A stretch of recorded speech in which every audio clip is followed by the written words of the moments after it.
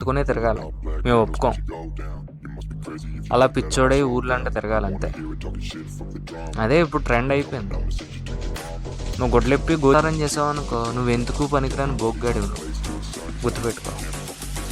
ఎవరిని బాధ పెట్టడం, ఉన్న పిచ్చేద వల్ల కోపం వస్తే కోపపడిపోవడం, అవసరానికి ఏదో అది చేస్తారు వాళ్ళు.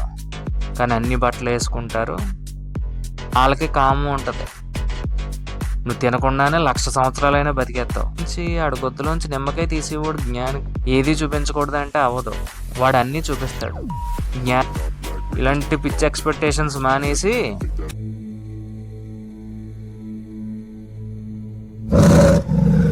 హరి ఓం తత్సత్. నువ్వు జ్ఞానం అయిపోయానుకో, గోచి పెట్టుకునే తిరగాలి. మేము ఒప్పుకోం. జ్ఞాని ఒంటి మీద గొడ్డలు వేసుకోకూడదు. అలా పిచ్చోడై ఊర్లంటే తిరగాలంతే. అదే ఇప్పుడు ట్రెండ్ అయిపోయింది. నువ్వు గొడ్లెప్పి గోచీటి తిరిగేసావు అనుకో, నువ్వు జ్ఞానివే. లేదా పెద్ద పెద్ద రుద్రాక్షలో పెద్ద పెద్ద కాషాయం వేసుకున్నావు అనుకో, నువ్వు జ్ఞానివే. నువ్వు జ్ఞానమై సంసారం చేసావు అనుకో, నువ్వెందుకు పనికిరాని బొగ్గాడివి. నువ్వు గుర్తుపెట్టుకో.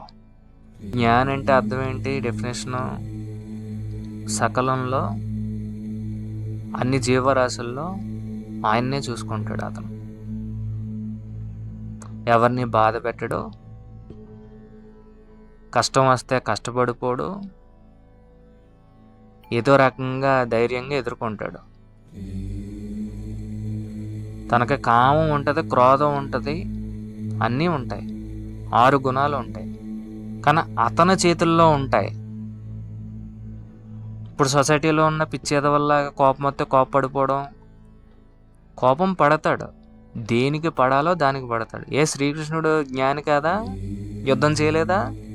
అవసరానికి ఏదో అది చేస్తారు వాళ్ళు. దేనికి ఎలా రియాక్ట్ అవ్వాలో దానికి అలా రియాక్ట్ అవుతారు. కానీ ఆ లోపల నేను దీనికి రియాక్ట్ అయ్యాను, నేను ఇది చేశాను అనే దాని మీద దేని మీద వాళ్ళకి దృష్టి ఉండదు. వాళ్ళు ఇది వస్తుంది, ఈ పని చేస్తే నేను ఇంత సంపాదిస్తాను, వీళ్ళు నా వాళ్ళు అవుతారు, నేను పెద్ద పెద్ద కోట్లు గడించాలన్న వ్యామోహాలు ఏవి ఉండవు వాళ్ళకి. కానీ అన్ని బట్టలు వేసుకుంటారు, అన్ని పనులు చేస్తారు, పిల్లలకి అంటారు. వాళ్ళకి కామం ఉంటుంది, వాళ్ళ సంసారం చేయగలరు, వాళ్ళు మనుషుల్లాగే తిరుగుతారు. నువ్వు సంసారవి, నువ్వు జ్ఞానం వేటరా. నువ్వు 3 పిల్లల కన్నా నీకు కామం ఉంది, నువ్వు జ్ఞానం వేటరా. పిల్లలు కనీసి సంసారం చేసేసినంత మాత్రాన వాళ్ళు జ్ఞానం కాకుండా పోరు. బోల్డ్ మంది ఉన్నారు జ్ఞానులు, నీకు తెలియకుండా సంసారం చేసేవాళ్ళు. శరీరానికి ఆకలి లేదా? దప్పికలు లేవా? ఇంకో ట్రెండ్ ఉంది. నువ్వు జ్ఞానివి అయితే నువ్వు తిండి తినక్కర్లేదు, నువ్వు బతికేస్తావు.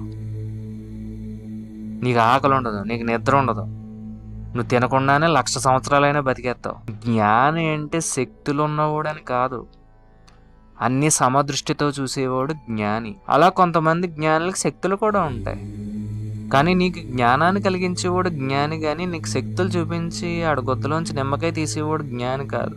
Sorry for the word. అందుకే జ్ఞాని అంటే ఏంటి? సమదృష్టితో కలిగిన వాడు. తన జ్ఞానాన్ని బయటకు కూడా తెలియదు కొంతమందికి, తను మామూలుగా సర్వే అయిపోతాడు. నువ్వు స్థితప్రజ్ఞత్వంతో, నువ్వు రాగము ద్వేషము లేకుండా ఉంటే వాడిని జ్ఞాని అంటారు. నువ్వు జ్ఞానం అయిపోయావు కదా అని